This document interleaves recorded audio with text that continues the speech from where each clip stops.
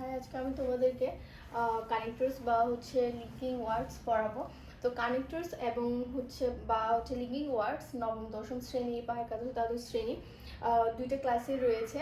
তো এটা খুবই ইম্পর্টেন্ট এবং একটা কনফিউজিং টপিক। এর আগের দুটি ক্লাসে আমরা জাস্ট বেসিকগুলো পড়েছিলাম, আজকে থেকে হচ্ছে আমরা প্র্যাকটিসও করব এবং আমরা জানবো আরও বিস্তারিত। তো এখানে ফার্স্টে আমরা দেখতে পাচ্ছি বৈসাদৃশ্য বা হচ্ছে কন্ট্রাস্ট। তো হি অয়েন্ট দেয়ার, হি ওয়াজ ইল। তো এইখানে বৈসাদৃশ্য বোঝাচ্ছে, হি অয়েন্ট দেয়ার, হি ওয়াজ ইল। এখানে যেহেতু বৈসাদৃশ্য বোঝাচ্ছে সেক্ষেত্রে অলদো হবে। এবং সেক্ষেত্রে এখানে আরেকটা জিনিস রয়েছে একটা টাইম হচ্ছে অলদো হবে, আবার আরেকটা টাইম হচ্ছে ইন স্পাইট অফ হবে।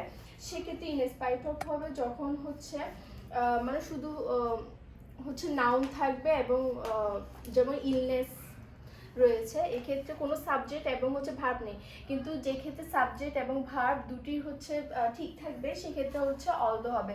এখানে হচ্ছে সাবজেক্ট এবং হচ্ছে ভার্ব,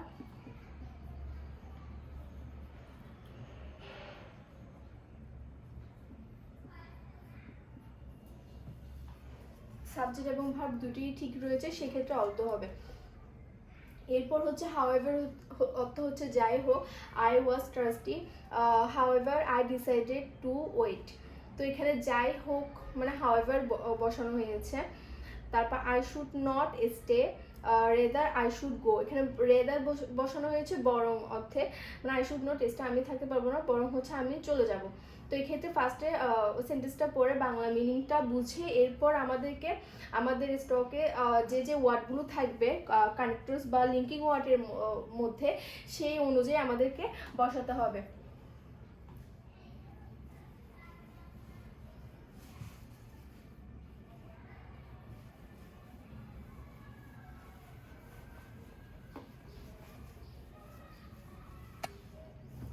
এরপরটি হচ্ছে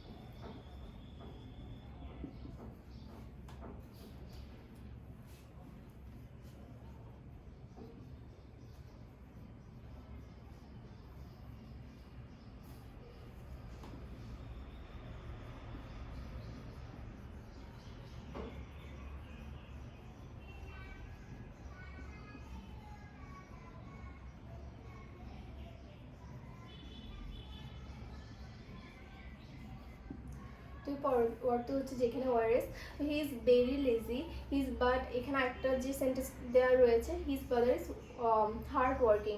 তো এখানে যেখানেই অর্থে হচ্ছে ওয়ারেস বসানো হয়েছে, ইজ ভেরি লেজি, সে যেহেতু খুবই অলস, যেখানে হচ্ছে তার ভাই হচ্ছে হার্ড ওয়ার্ক করে। তো ফার্স্টে ওয়ার্ডগুলো আমাদের মাথায় রাখতে হবে এবং তার সাথে হচ্ছে বাংলা মিনিংগুলো জানা থাকতে হবে। ওই সেন্টেন্সটা পড়ে বুঝতে হবে কোন ওয়ার্ডটা বসানো যায়। এরপর হচ্ছে আরেকটা ওয়ার্ড রয়েছে, এগুলো সবগুলো হচ্ছে লিঙ্কিং ওয়ার্ড বা কানেক্টর ওয়ার্ড হিসেবে ব্যবহৃত হয় এখন যেগুলো আমরা পড়াচ্ছি। এরটা হচ্ছে তবু বা তথাপি।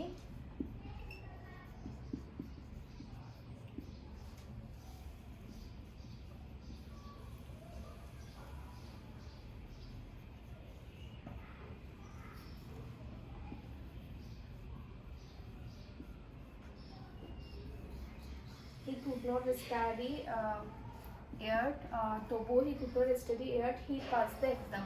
যেহেতু মানে সে পড়ালেখা করেনি তবু সে পরীক্ষায় পাশ করে গিয়েছে, এরকম একটা ওয়ার্ড।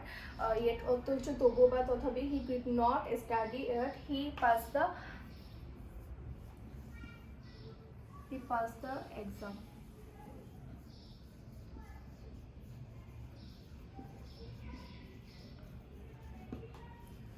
এরপর আরেকটা ওয়ার্ড রয়েছে,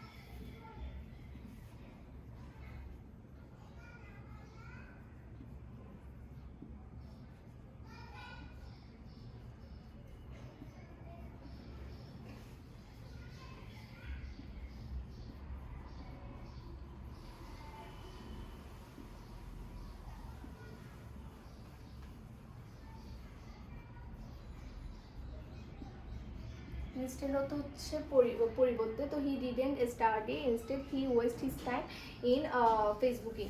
তো এক্ষেত্রে ফার্স্টে বাংলা মিনিংটা জেনে তাহলে এখানে বুঝি ইনস্টেড অর্থ হচ্ছে পরিবর্তে বসানো যাবে, যেহেতু সে পড়ালেখা করছিল না, সেই পরিবর্তে সে টাইম ওয়েস্ট করছিল ইন ফেসবুকিং। তো আজকে পর্যন্তই।